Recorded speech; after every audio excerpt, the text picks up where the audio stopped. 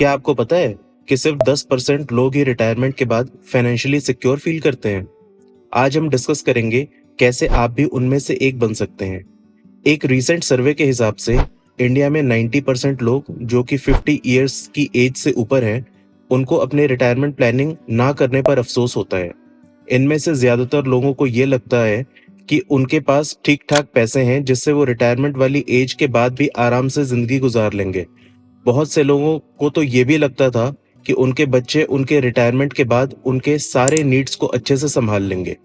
24% लोग ये मानते हैं कि उनके पास फाइनेंशियल प्लानिंग के लिए सही एडवाइजर या नॉलेज नहीं है जो उन्हें गाइड कर पाए कि ये करते कैसे हैं।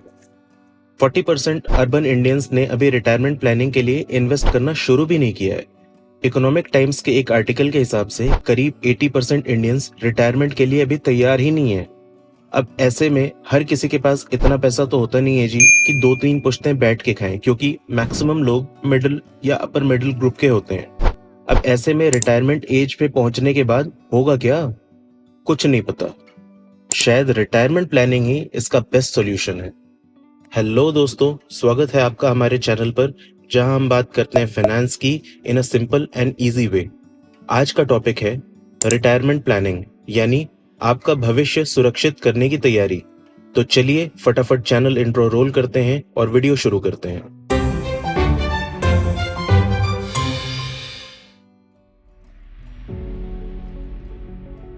तो सबसे पहले रिटायरमेंट प्लानिंग होती क्या है? सिंपल शब्दों में ये एक ऐसा प्रोसेस है जिसमें हम अपनी वर्किंग लाइफ के दौरान पैसे सेव और इन्वेस्ट करते हैं ताकि जब हम रिटायर हो जाएं तो हमें पैसों की कमी ना हो। सोचिए, जब हम 60-65 साल के हो जाएंगे और इनकम का कोई रेगुलर सोर्स नहीं होगा, तब यही सेव्ड और इन्वेस्टेड पैसे हमारे काम आएंगे। पर दोस्तों, रिटायरमेंट प्लानिंग के बारे में आगे जानने से पहले आपको ये बता दूं कि आप कितनी भी अच्छी रिटायरमेंट प्लानिंग करो, लेकिन कुछ ऐसी गलतियां हैं जिनको अगर आपने अवॉइड नहीं किया तो आपकी सारी प्लानिंग पे पानी फिर सकता है। वीडियो में बने रहो, इसके बारे में आगे बताऊंगा। दोस्तों, रिटायरमेंट प्लानिंग क्यों जरूरी है? आज के टाइम में हेल्थ केयर कॉस्ट और लिविंग एक्सपेंसेस दिन ब दिन बढ़ते जा रहे हैं। अगर हम अभी से प्लान नहीं करेंगे तो फ्यूचर में फाइनेंशियल प्रॉब्लम्स फेस करनी पड़ सकती हैं। और रिमेंबर, जितना जल्दी शुरू करोगे उतना ही आपके इन्वेस्टमेंट्स को ग्रो करने का टाइम मिलेगा। आइए अब फटाफट बात करते हैं रिटायरमेंट प्लानिंग के की कंपोनेंट्स की। देखिए, रिटायरमेंट प्लानिंग करने के लिए आपको दो चीजों पे बहुत क्लियर होना पड़ेगा। आइए देखते हैं वो क्या क्या चीजें हैं। इनमें सेकंड वाला सबसे इंपॉर्टेंट है, तो उसको हम डिटेल में डिस्कस करेंगे और समझेंगे। तो पहला पॉइंट है सेटिंग रिटायरमेंट गोल्स। पहले डिसाइड करें कि आपको रिटायरमेंट के बाद कितना पैसा चाहिए होगा। इनमें आप अपनी करंट लाइफस्टाइल, फ्यूचर एक्सपेंसेस जैसे health care, travel and inflation and all को कंसिडर कर सकते हैं। Second, choosing the right investment options. देखिए, प्लान तो सेट कर लिया, पर उसको अचीव कैसे करें? उसके लिए आपको प्लान करके करने होंगे राइट इन्वेस्टमेंट्स रेगुलर बेसिस पे, जो कि आपको एक सर्टेन पीरियड के बाद आपके टारगेट वेल्थ तक पहुंचाएंगी। आइए फटाफट कुछ अच्छे ऑप्शंस समझते हैं। चलिए बात करते हैं ईपीएफ के बारे में, जो कि सैलरीड एम्प्लॉयज के लिए एक बहुत ही इंपॉर्टेंट रिटायरमेंट सेविंग इंस्ट्रूमेंट है। ईपीएफ यानी एम्प्लॉय प्रोविडेंट फंड एक government back retirement saving scheme है जो सैलरीड एम्प्लॉयज के लिए होती है। इसमें एम्प्लॉय और एम्प्लॉयर दोनों ही कंट्रीब्यूट करते हैं। ये ओवर लॉन्ग पीरियड आपके पैसे जमा होके कॉर्पस बिल्ड होता रहता है और रिटायरमेंट पे इकट्ठे ही आपको सारे पैसे मिल जाते हैं। जॉब चेंज करते समय ये ट्रांसफर भी हो जाता है। पीपीएफ यानी पब्लिक प्रोविडेंट फंड एक गवर्नमेंट बैक्ड सेविंग स्कीम है जो लॉन्ग टर्म इन्वेस्टमेंट के लिए परफेक्ट है। इसमें आप मिनिमम 15 साल के लिए इन्वेस्ट करते हैं और इसका लॉक इन पीरियड भी 15 साल का होता है। इसमें आप 500 रुपए से लेके मैक्सिमम 1.5 लाख रुपए पर एनम तक इन्वेस्ट कर सकते हैं। ये उन लोगों के लिए सूटेबल होता है जो एक safe plus high return investment करना चाहते हैं। 15 साल के बाद अगर आप इसको एक्सटेंड करना चाहते हैं और 5 सालों के लिए अगर आप आगे बढ़ाना चाहते हो तो ये बढ़ा सकते हो। मैच्योरिटी पे आपके पैसे यानी प्रिंसिपल प्लस इंटरेस्ट आपको इकट्ठे ही मिल जाएंगे। नेशनल पेंशन स्कीम यानी एनपीएस एक government backed retirement savings plan है। ये स्कीम आपको अपनी प्रेफरेंस के हिसाब से इक्विटी और डेट फंड्स में इन्वेस्ट करने का मौका देती है। एनपीएस का एम है आपको रेगुलर पेंशन प्रोवाइड करना आफ्टर रिटायरमेंट। इसमें आपको टैक्स बेनिफिट भी मिलते हैं under section 80C and 80CCD1B। Retirement के बाद आप एक पार्ट विड्रॉल कर सकते हैं और बाकी से रेगुलर पेंशन ले सकते हैं। म्यूचुअल फंड्स एक इन्वेस्टमेंट व्हीकल है जहां पर आप और दूसरे इन्वेस्टर्स अपना पैसा पूल करते हैं। ये pooled money professional fund managers manage करते हैं जो इसे स्टॉक्स, बॉन्ड और दूसरे सिक्योरिटीज में इन्वेस्ट करते हैं। म्यूचुअल फंड्स का फायदा यह है कि आपका पैसा मल्टीपल एसेट्स में डाइवर्सिफाई होता है जो रिस्क कम करता है। Different types of mutual funds होते हैं जैसे इक्विटी, डेट, हाइब्रिड और सेक्टरल फंड्स। आप एसआईपी यानी सिस्टमेटिक इन्वेस्टमेंट प्लान के थ्रू रेगुलरली छोटी अमाउंट्स इन्वेस्ट कर सकते हैं। म्यूचुअल फंड्स पर आपको हिस्टोरिकल परफॉर्मेंस, रिस्क और एक्सपेंस रेशियो को देखकर इन्वेस्ट करना चाहिए। ये लॉन्ग टर्म वेल्थ क्रिएशन के लिए एक बहुत ही इफेक्टिव टूल है। अगर आप अच्छे से एनालिसिस करके एक अच्छे म्यूचुअल फंड में एसआईपी के थ्रू मंथली इन्वेस्ट या over long period of time invest करते हैं, लेट्स से 15+ ईयर, तो आपकी छोटी छोटी मंथली एसआईपी इन्वेस्टमेंट बढ़ के करोड़्स में पहुंच जाती हैं, जिससे रिटायरमेंट के टाइम आपको एक बड़ी और अच्छी अमाउंट इकट्ठे ही मिल जाती है। हमारे बड़े और बुजुर्ग अगर सबसे ज्यादा किसी फाइनेंशियल प्रोडक्ट पे ट्रस्ट करते हैं तो वो एफडी है। पर क्यों? देखिए, एफडी यानी फिक्स डिपॉजिट एक सेफ और सिक्योर इन्वेस्टमेंट ऑप्शन है जहां आप अपना पैसा एक फिक्स पीरियड के लिए बैंक में डिपॉजिट करते हैं। इस पे आपको प्री डिटरमिन्ड इंटरेस्ट रेट मिलता है जो जनरली सेविंग अकाउंट से ज्यादा होता है। एफडी का टेन्योर 7 दिन से लेके 10 साल तक का हो सकता है, आपके प्रेफरेंस के अकॉर्डिंग। मैच्योरिटी के बाद आपको प्रिंसिपल अमाउंट और इंटरेस्ट एक साथ ही मिल जाता है। एफडी पर टैक्स बेनिफिट भी मिलते हैं under section 80C of income tax act, लेकिन इंटरेस्ट इनकम टैक्सेबल होती है। इसमें आप एक लंप सम अमाउंट इन्वेस्ट कर सकते हैं लॉन्ग पीरियड के लिए और आपके पैसे सेफली ग्रो होते रहते हैं और पीरियड मैच्योरिटी के टाइम आपको प्रिंसिपल प्लस इंटरेस्ट एक साथ ही मिल जाते हैं। आप रिटायरमेंट पर्पज से इनको भी यूज कर सकते हैं। वैसे अगर आप चाहें तो एफडी को पीरियड पूरा होने से पहले भी ब्रेक कर सकते हैं एट अ नॉमिनल चार्ज। आजकल बहुत से लोग एफडी में इन्वेस्ट करने को डिस्करेज करते हैं, बट ऐसा बिल्कुल भी नहीं है। अगर आप सेफ्टी के पर्पज से देखें तो ये सबसे ज्यादा सेफ इन्वेस्टमेंट मानी जाती है और इसमें आप बहुत कम रिस्क लेके पीस ऑफ माइंड के साथ इन्वेस्ट कर सकते हैं। और तो और आपका बैंक आपको एफडी के अगेंस्ट लोन या क्रेडिट कार्ड भी दे सकता है अगर आपका क्रेडिट स्कोर खराब है तब भी। इंडेक्स फंड एक टाइप के म्यूचुअल फंड्स होते हैं जो एक स्पेसिफिक स्टॉक मार्केट इंडेक्स को ट्रैक करते हैं, जैसे निफ्टी या सेंसेक्स। ये फंड्स पैसिव मैनेजमेंट फॉलो करते हैं, यानी कि fund managers actively stock select नहीं करता, बस इंडेक्स को रेप्लिकेट करता है। इसीलिए इनका एक्सपेंस रेशियो लोअर होता है compare to an actively manage fund. Index fund diversification provide करते हैं क्योंकि ये मल्टीपल स्टॉक्स में इन्वेस्ट करते हैं। लॉन्ग टर्म में इंडेक्स फंड्स हिस्टोरिकली अच्छे रिटर्न्स प्रोवाइड करते हैं और मार्केट वॉलेटिलिटी को स्मूथ आउट करते हैं। ये बिगिनर्स और एक्सपीरियंस्ड इन्वेस्टर्स दोनों के लिए सूटेबल होते हैं due to their simplicity and low cost. अगर आप इस पे थोड़ी रिसर्च करके अच्छे फंड में इन्वेस्ट करते हैं लॉन्ग टर्म के लिए तो आपको मैच्योरिटी पे अच्छे पैसे विद रिटर्न मिलेंगे, क्योंकि ये इंडिया के स्टॉक मार्केट के इंडेक्स से लिंक्ड होते हैं, जैसे सेंसेक्स या निफ्टी। अब ऐसे समझिए कि हम सबको पता है कि आज से 20 साल के बाद इंडिया की इकोनॉमी बहुत अच्छे से ग्रो करके बहुत ऊपर पहुंच जाएगी, तो स्टॉक मार्केट इंडेक्स भी ग्रो ही करेंगे और आपके इन्वेस्टेड पैसे भी। डेट फंड्स एक टाइप के म्यूचुअल फंड्स होते हैं जो आपके पैसे को bonds, government security, treasury bills और दूसरे फिक्स्ड इनकम इंस्ट्रूमेंट्स में इन्वेस्ट करते हैं। ये फंड्स रिलेटिवली लोअर रिस्क और स्टेबल रिटर्न्स ऑफर करते हैं compare to equity funds. Debt funds के डिफरेंट टाइप्स होते हैं, जैसे liquid funds, short term funds, income funds और गिल्ड फंड्स, जो डिफरेंट इन्वेस्टमेंट होराइजंस और रिस्क प्रेफरेंसेस के लिए सूटेबल होते हैं। ये फंड्स कम टेन्योर के लिए आइडियल होते हैं और लिक्विडिटी भी अच्छी प्रोवाइड करते हैं।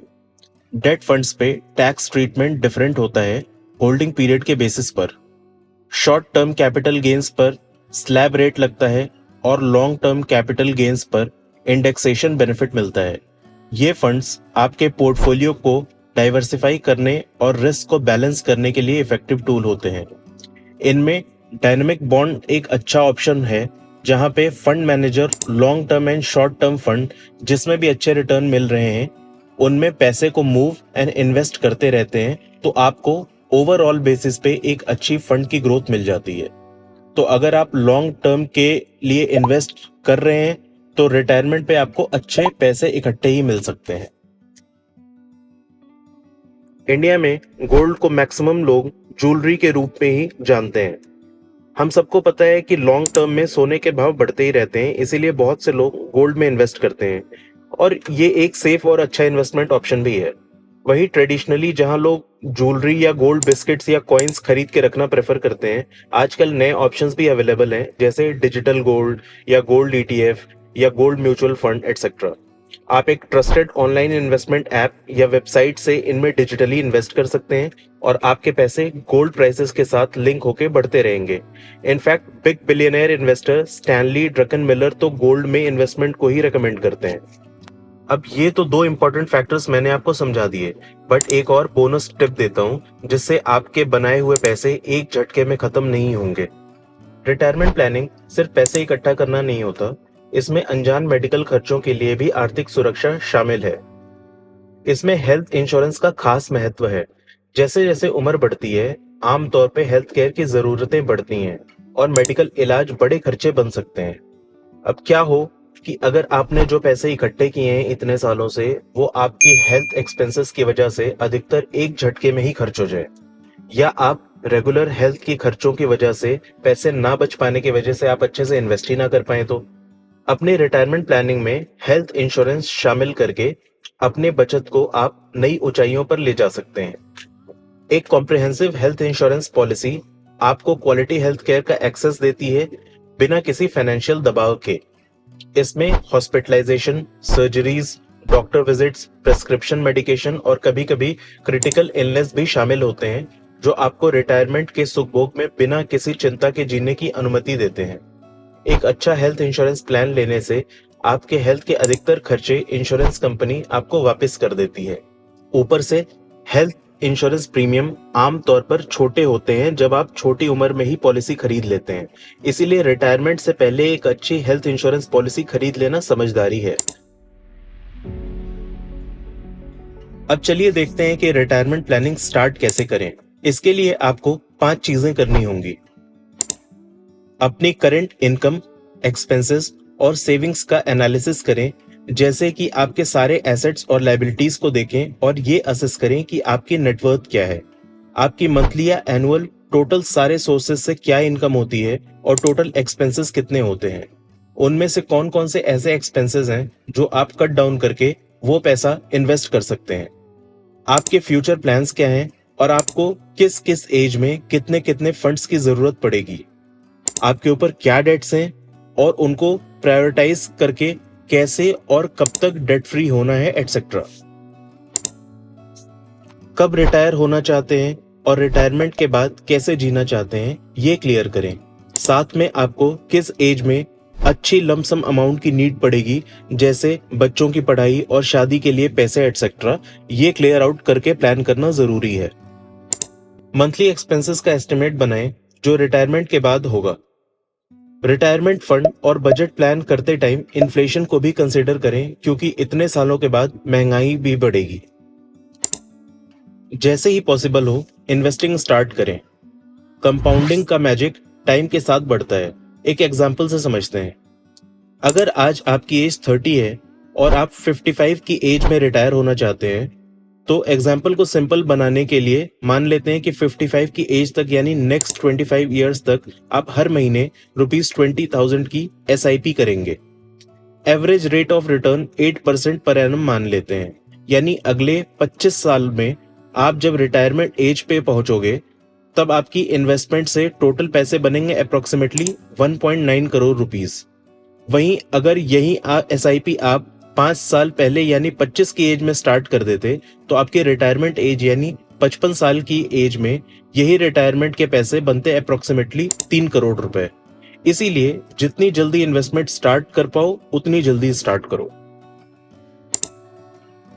हर साल अपने रिटायरमेंट प्लान को रिव्यू करें और नेसेसरी एडजस्टमेंट्स करें based on the changing circumstances. इन सारी चीजों के लिए आपको किसी फाइनेंशियल कंसल्टेंट की हेल्प लेनी चाहिए। दोस्तों, अब कुछ कॉमन मिस्टेक्स हैं जो हमें अवॉइड करनी चाहिए। आइए इनके बारे में भी जानते हैं।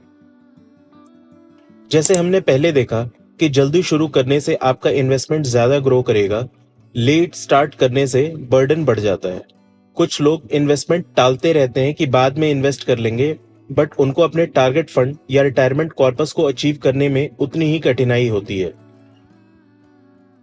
इन्फ्लेशन को इग्नोर मत करें। आज का 1 लाख कल के 50,000 के बराबर होने के बहुत ज्यादा चांसेस हैं। इसीलिए आप जो भी टारगेट कॉर्पस फंड रिटायरमेंट के लिए प्लान कर रहे हैं, उसमें इन्फ्लेशन को भी कंसिडर करके प्लान करें। सिर्फ एक ही टाइप की इन्वेस्टमेंट में पैसे लगाना रिस्की हो सकता है, इसीलिए आप अपनी इन्वेस्टमेंट को डाइवर्सिफाई कर सकते हैं। देखिए, high rate of return specially short term में यूजुअली रिस्की होता है, इसीलिए इनमें इन्वेस्टमेंट अमाउंट सोच समझ के उतना ही लगाएं जितना आप रिस्क ले सकते हैं, और ज्यादा पैसे सिक्योर और स्टीडी रिटर्न्स देने वाले इंस्ट्रूमेंट्स में डालें। और अगर सिक्योर इन्वेस्टमेंट इंस्ट्रूमेंट में भी इन्वेस्ट कर रहे हैं तो वहां पे भी एक मिक्स चैनल रखना इंपॉर्टेंट है। फॉर एग्जाम्पल, अगर मेरे पास 1 करोड़ रुपीस लंप सम में अवेलेबल हैं और मैं उसे सिक्योर वे में फॉर एग्जाम्पल फिक्स डिपॉजिट में इन्वेस्ट करना चाहता हूं कि मेरी एनुअल फिक्स 7 लाख के रिटर्न्स आए, तो मुझे उसका 40% एक बड़ी और स्टेबल गवर्नमेंट बैंक में इन्वेस्ट करना चाहिए और 30% दो अलग प्राइवेट बैंक्स में जो एफडी पे अच्छे रिटर्न्स दे रहे हों। ये परसेंटेज आप अपने हिसाब से चेंज एंड एडजस्ट कर सकते हैं। तो दोस्तों, ये था हमारा एक brief guide on retirement planning. ये वीडियो सिर्फ एजुकेशनल पर्पस के लिए था। आप अपनी एनालिसिस खुद करके अपने डिसीजंस अपने रिक्वायरमेंट और अपनी रिसर्च के अकॉर्डिंग खुद ही लें। आप किसी फाइनेंशियल कंसल्टेंट की भी हेल्प ले सकते हैं। अगर आपको ये वीडियो पसंद आया है तो लाइक करें, शेयर करें अपने फ्रेंड्स और फैमिली के साथ, और सब्सक्राइब करें हमारे चैनल को। कमेंट्स में अगर कोई सवाल हो तो जरूर पूछें और हमें बताएं कि आप नेक्स्ट वीडियो किस टॉपिक पर देखना चाहेंगे। अगर ये वीडियो पसंद आई है तो स्क्रीन पर दिख रही हमारी दूसरी वीडियो भी पसंद आएगी, जरूर देखें। तब तक के लिए stay financially smart and happy planning. Bye bye, जय हिंद।